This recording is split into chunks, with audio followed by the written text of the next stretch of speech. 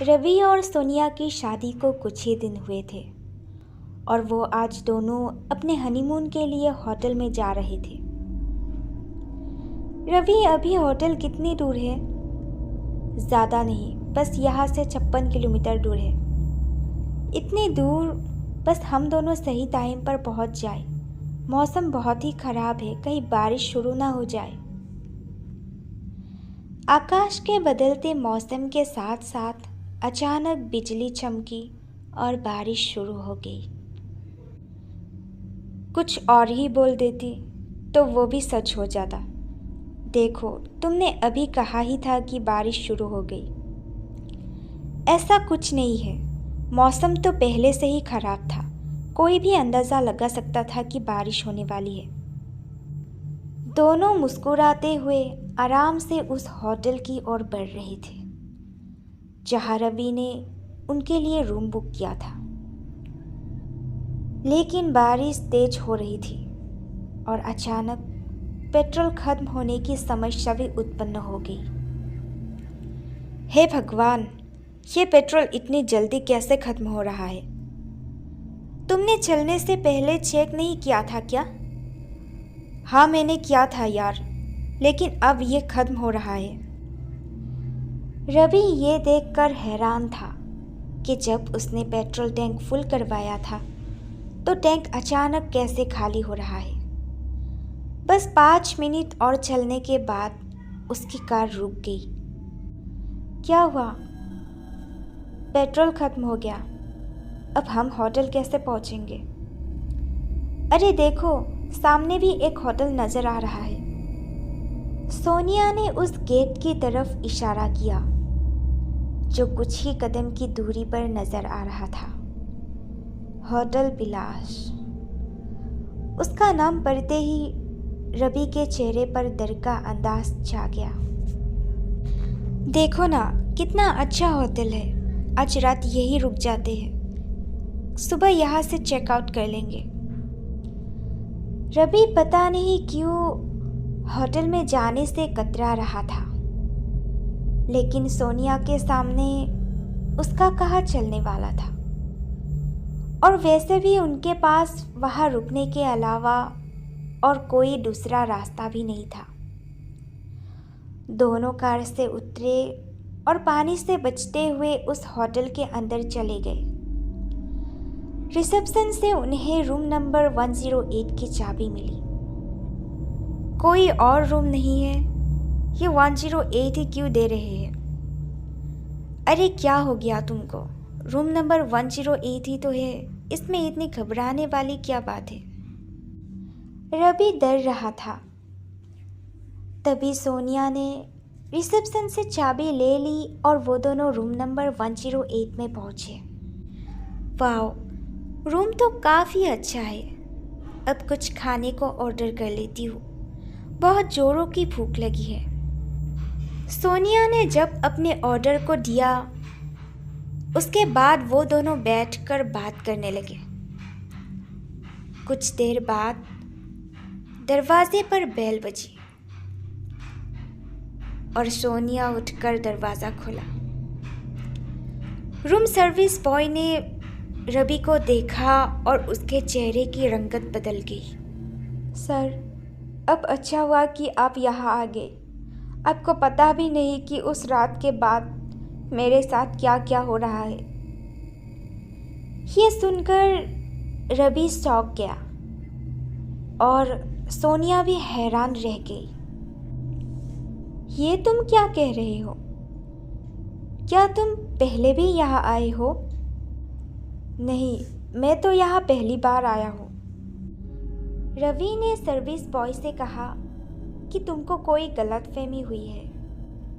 नहीं सर, मुझे कोई गलतफहमी नहीं हुई है, मैं आपको पहचान गया हूँ।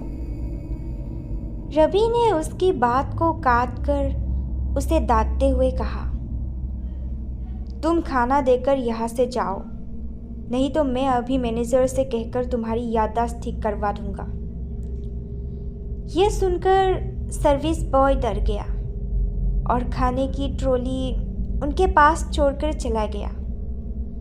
सोनिया को ये बात अजीब लग रही थी।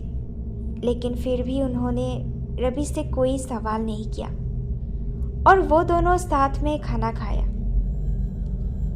सर्विस बॉय वहाँ से निकलकर कॉरिडोर में जा रहा था। तभी उसने किसी की हंसने की आवाज़ सुनी और डरकर पीछे पलट कर देखा, लेकिन वहाँ कोई नहीं था। अब वो यहाँ आ चुका है। तुम अब मुझे डराना छोड़ दो। तेरे जिंदा रहने से मुझे कोई फ़ायदा नहीं है। तू उसको यहाँ लेकर नहीं आया, मैंने ही उसको यहाँ रोकने के लिए मजबूर किया। अब तेरे जिंदा रहने का कोई मतलब नहीं। ऐसा कहकर उसके सामने एक लड़की आ गई जो बहुत ही डरावनी लग रही थी।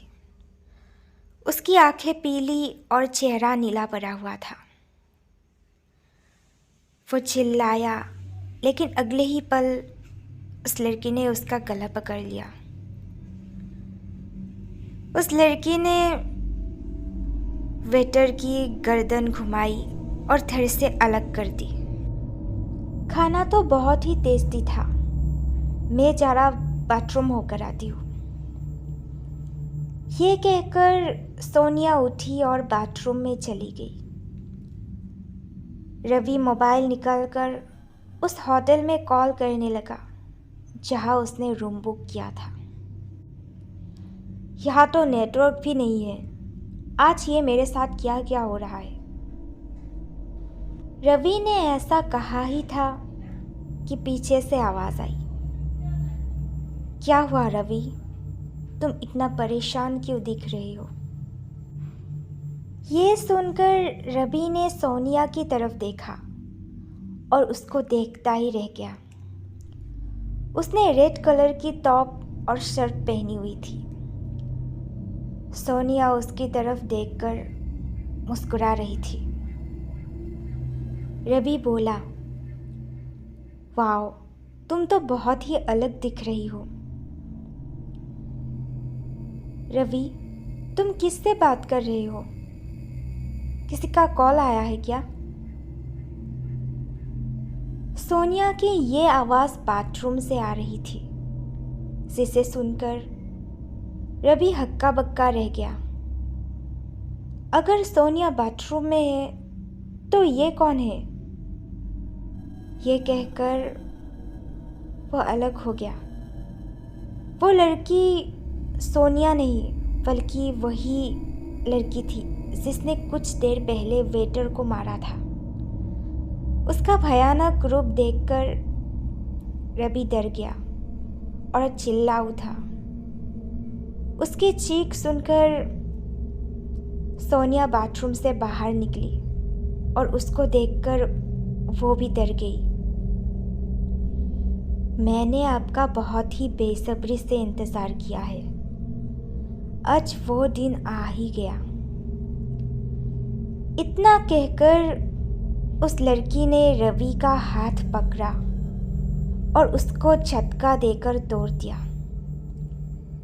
और उसकी गर्दन पकड़ी और उसको हवा में ऊपर उठा लिया।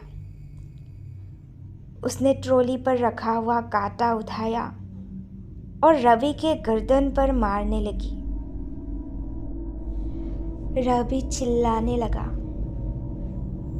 उसके गले से खून निकलने लगा। मैं कौन हूँ और तुम्हें मारना क्यों चाहती हूँ?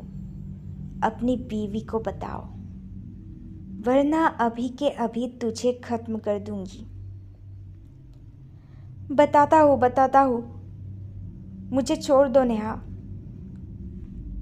ये क्या कह रही है? ये कौन है रवि? ये मेरी सेक्रेटरी थी नेहा। पिछले साल मैंने इसके साथ बिजनेस मीटिंग के लिए दिल्ली जा रहा था। हम एक रात यहाँ रुके थे, लेकिन मुझसे एक गलती हो गई। मैं अपने रूम सर्विस बॉय को पैसे देकर उसे शराब मंगवाई और फिर रात के टाइम नशे के हालत में मैंने। सोनिया बोली, तुम कितने घटिया इंसान हो रवि, आज पता चल रहा है। सुबह जब मेरी आँख खुली तो ये मेरे बेड पर बैठी रो रही थी।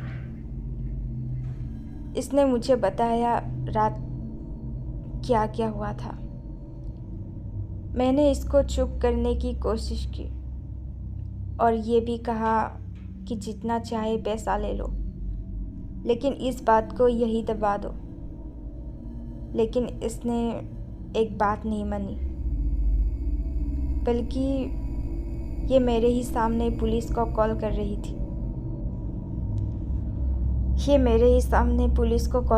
थी। इससे मोबाइल छीनने के चक्कर में इसका सर टेबल से टकराया और इसके सर पर बहुत चोट आई और ये बेहोश हो गई थी। खून तब भी बहुत तेज़ी से बह रहा था।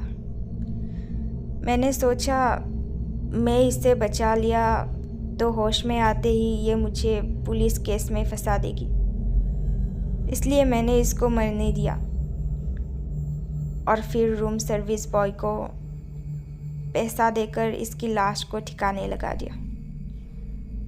मुझे खुद पर शर्म आ रही है कि मैंने तुम जैसे इंसान से प्यार किया और शादी की। उसके बाद नेहा की आत्मा ने हाथ में पकड़े चाकू से एक नहीं बल्कि कई बार रवि के पेट में घोंप दिया और फिर वही चाकू उसके गले पे फेरकर उसको ख़त्म कर दिया। मारने वाला इंसान सोनिया का पति था, लेकिन फिर भी सोनिया के चेहरे पर पति के खोने का गम नज़र नहीं आ रहा था। नेहा की आत्मा ने सोनिया की तरफ देखा तो सोनिया बोली, नेहा, मैं तुम्हारी मौत की सच्चाई सबके सामने लेकर आऊँगी, ताकि जो तुम्हारे साथ हुआ वो किसी और के साथ ना हो। नेहा बोली, ऐसा अब होगा भी नहीं। आगे से अब कोई भी लड़का किसी की ज़िंदगी खराब करने के बारे में सोचेगा तो उसकी ख्वाहिश पूरी करने मैं वापस आऊँगी। ऐसा कहकर नेहा की आत्मा वहाँ से गायब हो गई।